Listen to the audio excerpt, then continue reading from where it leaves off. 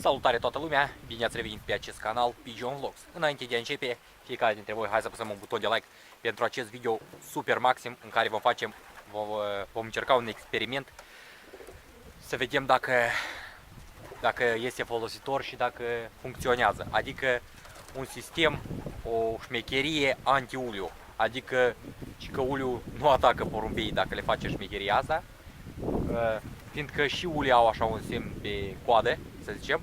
Să vedeți despre ce merge vorba chiar acum.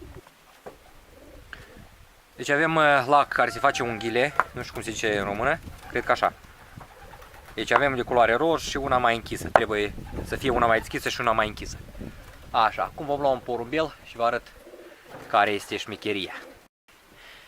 Așa, deci am luat un porumbel, șalia, un pui, care stă afară și e cam se zbânțuie. Așa, acum vom lua lacul respectiv și facem încercare. Deci am să le dau drum afară acum, adică acum, toate zilele astea, că văd că uliul fiecare dată vine. Și n-am să ung chiar toți porumbeii, dar cam prea mulți. Vreo 10 din ei care sunt la culoare mai deschiși. Așa.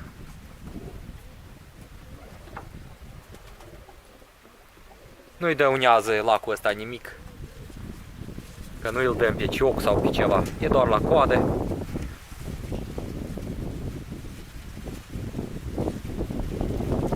Pentru că uliul are niște ochi care vede foarte bine cu ei, chiar un furnigar. Hai că voi nu vedeți în cameră ce făceam eu aici. Ceva de genul. Nu prea prinde bine lacul ăsta, poate trebuia ceva un lac altfel.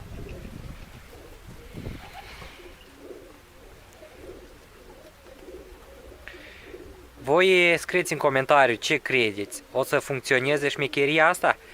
Asta este pur și simplu un experiment. Eu nu cred că o să funcționeze. Deci la ăsta pe mijloc nici nu trebuie să-i dau, că are negru totuși. Are o dungă neagră.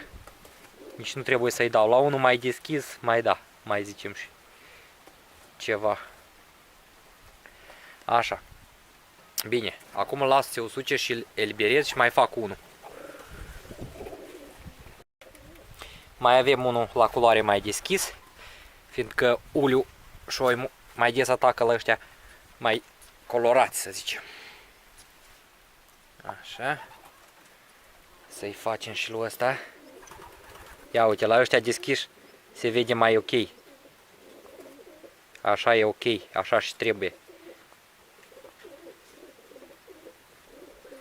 Pentru că totdeauna mai întâi îi atacă pe ăștia colorați, așa, care se văd mai bine. Dacă ați luat seama. Ăștia cu pene albe, cu ceva, ăia pleacă primii. Vedem și noi o șmecherie, nu cred că o să funcționeze, că tot am văzut pe internet șmecheria asta. Dar încercăm.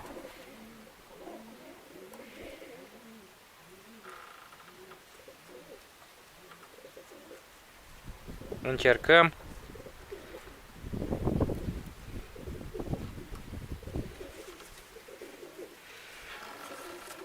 Ia uite-mă, ce frumos. Ia uite. Frumos. Deci băieți, acesta a fost video. E un experiment, momentan nu faceți nimic. Să vedem apoi rezultatul, am să-l văd eu. Și clar lucru că revin cu un video când să văd eu. Câteva zile când vine uliul, cum o să se comporte, ce o să fie. Deci așa, pa, pa, ne revedem.